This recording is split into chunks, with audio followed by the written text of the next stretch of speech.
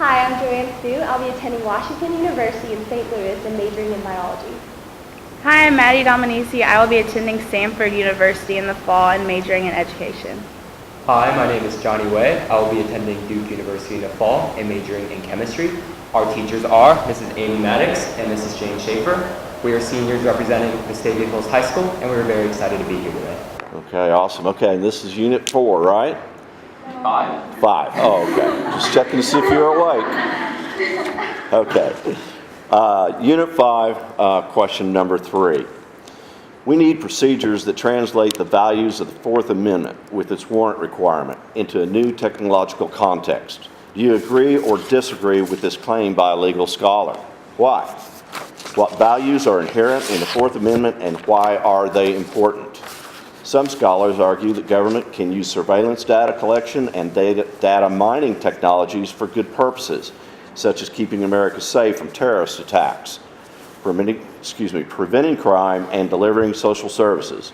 Do such uses outweigh possible negative uses? Why or why not? And you may begin.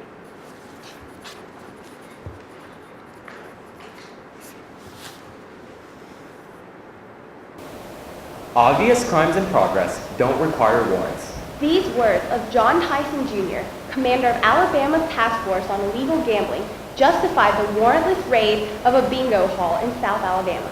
Such raids, along with invasive surveillance measures, have become a convention of our government's law enforcement and counterterrorism measures. Unfortunately, they arguably conflict with the Fourth Amendment's protection from unreasonable searches and seizures. We agree that while technological advancements have challenged Fourth Amendment principles, the principles do not need to be abandoned, but rather reinterpreted for the modern era. The Fourth Amendment preserves personal privacy and protects against a tyrannical, intrusive government. In the colonial period, general search warrants issued by the king allowed for almost unrestricted searches of anyone in his or her property. The ratification of the Fourth Amendment protected individuals from unreasonable government searches. In Katz v. U.S. 1967, the Supreme Court officially established an expectation of privacy as a vital component of the amendment, affirming Thomas Jefferson's belief that the equal right of every citizen and his property was the true foundation of Republican government. Indeed, personal privacy is the foundation for freedom of conscience, expression, and religion. Thus, without a protection of personal privacy, no government is truly limited and no rights are truly protected. However, the federal government still has the responsibility of preserving public welfare, and surveillance technology can help achieve that aim.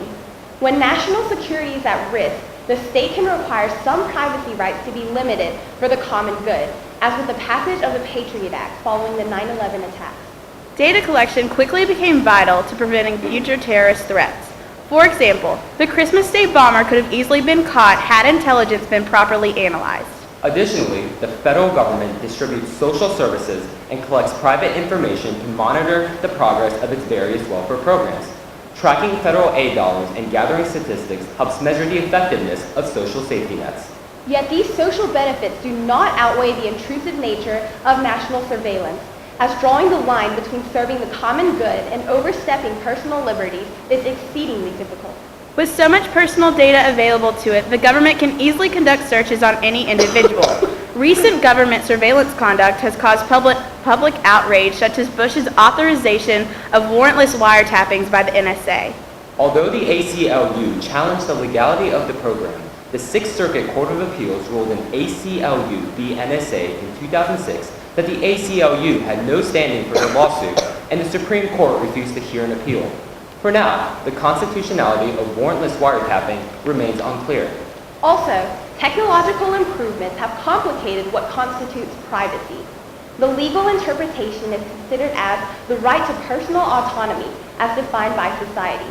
In Dow Chemical Company v. U.S. 1986 and Florida v. Riley 1989, the Supreme Court upheld warrantless aerial searches by planes in businesses and homes, respectively, while in Kelo v. U.S. 2001, it ruled that thermal imaging searches required warrants as they were tantamount to a physical presence.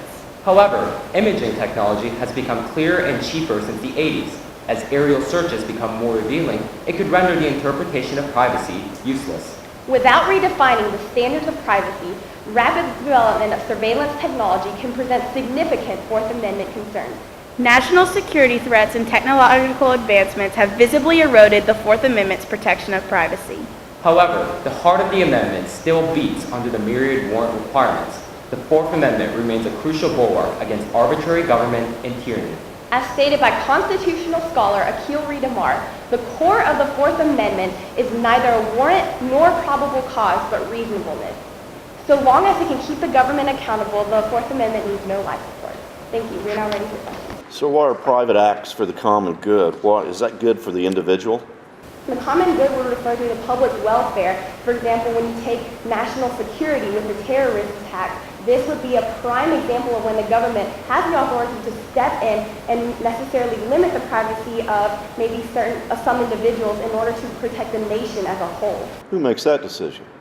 Well, you see, the only check against this would be the public. So long as the public allows for these government measures to happen, as with the warrantless wiretapping at the time, the decision is made by the government, essentially. And not only the public, the courts have also upheld the right to privacy. Justice Louis Brandeis once said that the right to be let alone is a right most valued by civilized man. And additionally, in the cases of electronic surveillance, take for example, the United States District Court in 1972, or the Supreme Court ruled that even in cases where domestic subversion, the Supreme Court ruled that you still needed a warrant to obtain electrical surveillance, because then it would be a slippery slope and there would be continual warrantless wiretappings and surveillance. Right, to expound on what Joanne said, often during times of crisis, the public is willing to give up more of their rights, as with the Patriot Act, but later on they realize that they have given the government too much power and they've turned over too many of their rights, and so then they want the government to correct that error.